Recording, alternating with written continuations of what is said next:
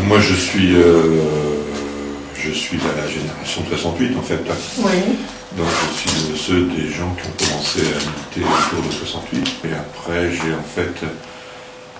C'est la base de l'engagement un peu sur Tourcoing-Roubaix. J'ai été en liaison avec un groupe qui s'appelait les Cahiers de mai, qui autour de la publication d'un journal, en fait, s'interrogeait et développait ce qu'on appelait des pratiques collectives dans les luttes ouvrières.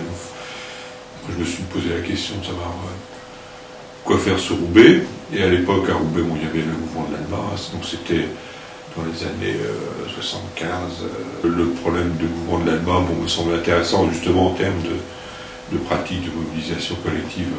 Je suis arrivé au moment où en fait l'ALMA avait obtenu l'aide technique, cette fameuse aide technique, et était dans un schéma d'élaboration d'un contre-projet ou d'une participation, disons, à un projet de rénovation du quartier dans une démarche plus participative et plus...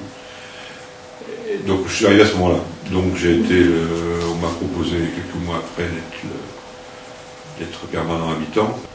Et qu'est-ce qui a fait que vous vous êtes intéressé à ce mouvement de l'ALMA? C'est le côté mobilisation. Le côté mobilisation, le côté pratique de mobilisation, je dirais, hors des organisations, quoi. Et comment personnellement vous vous êtes retrouvé impliqué dans ce mouvement alors que je pense que vous n'étiez pas concerné directement, à moins que vous habitiez dans le quartier? Non, après, quoi. Ouais.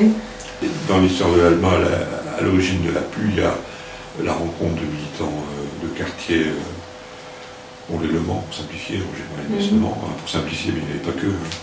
Et un certain nombre de gens qui sont aussi issus du mouvement de 68, en fait, dans un itinéraire différent, ce qu'on appelait à l'époque les Mao, en simplifiant. Et donc, il y avait déjà, au niveau de l'ALMA, une espèce d'ouverture alliance, en fait, entre des gens du quartier, insérés dans le quartier, habitant le quartier, et des militants ayant une expérience différente. Donc, c'était relativement facile de s'intégrer. Enfin, c'est symbolisé par cette réunion du mercredi soir qui était ouverte à tous les gens du quartier et qui était ouverte aux gens à l'extérieur. Il y avait une espèce de pratique d'ouverture permettant des passages d'alliance et tout, qui a été extrêmement forte. Et donc ça a été avec des militants qui avaient subi des itinéraires différents, mais ça a été aussi avec un lieu de rencontre de professionnels. Il y a quand même toute une série de professionnels qui étaient eux-mêmes en interrogation après mai 68, c'est aussi ça, qui réfléchissaient sur leur pratique, etc., architectes, urbanistes, tout ça, qui sont aussi passés, qui se sont intégrés aussi au mouvement par cette réunion du mercredi, par ce lieu un peu d'ouverture. Donc c'était pas à l'époque, c'était pas un problème, d'autant plus que la règle du jeu était bon, c'est les habitants d'abord, quoi. Que tout le monde respectait cette règle. Et si on en revient au mouvement de l'ALMA, est-ce que vous vous souvenez la première fois où vous êtes rentré en contact avec eux? Comment ça s'est passé concrètement? On vous a sollicité? C'est vous qui vous Non, disiez? la première fois que j'ai vu l'ALMA, en fait, c'est en 69, c'était bien avant que j'y participe au fond. C'était la manifestation des mal logés. Il y avait toute une grande action de la CSCV sur les courets, sur la manifestation et sur les mal logés. Et quel souvenir vous gardez de cette époque? Donc vraiment au tout départ, avant même d'être permanent habitant. C'est le souvenir d'un truc, des souvenirs extrêmement forts de mobilisation de gens. Je veux dire, la manif de l'eau, c'était quelque chose. Cette espèce de groupe de gens qui allaient chercher de l'eau à la mairie en passant par l'avenue Lebas, qui était à l'époque une avenue très riche avec les banques et tout. C'était extrêmement impressionnant en forme de mobilisation populaire, quoi. En quoi consistait votre mission? Moi, j'étais, de par mon statut, j'étais un peu un truc d'interface entre la PU, comme on dit, les habitants, et l'aide technique. Il y avait une espèce d'alliance, ce qui était en même temps très politique, très technique, politique, et technique était technique, mais c'était aussi une forme d'alliance très politique. Donc il y avait une espèce de rôle d'interface. Donc en fait, c'est une période qui pour moi était relativement courte. C'était, dans l'histoire de l'ALMA, c'était court, c'est 1 an et demi. C'est une période importante dans la mesure où là qu'il y a eu l'adoption la grosse période à la fois de conflit et d'adoption du schéma directeur en octobre 1977, qui a déterminé les grandes lignes de l'aménagement du quartier, en fait. Et vous avez aussi participé à la mise en place du comité de quartier? Le comité de quartier de l'ALMA, c'est... comment dire, l'APU était quelque chose de tout à fait spécifique, qui d'ailleurs refusait l'appellation comité de quartier. Là, les comités de quartier se sont mis en place. Il faut voir le calendrier politique.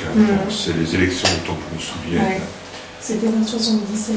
C'était. L'idée, en tout cas, émergée. Ouais, c'était 77 qui était en fait l'élection Pierre Provost. Je ne sais plus si c'était début 77. Et donc l'élection Pierre Provost, qui était son mandat étant à la fois une rupture, disons, par rapport un peu à la politique, par rapport à ce qui s'était passé avant.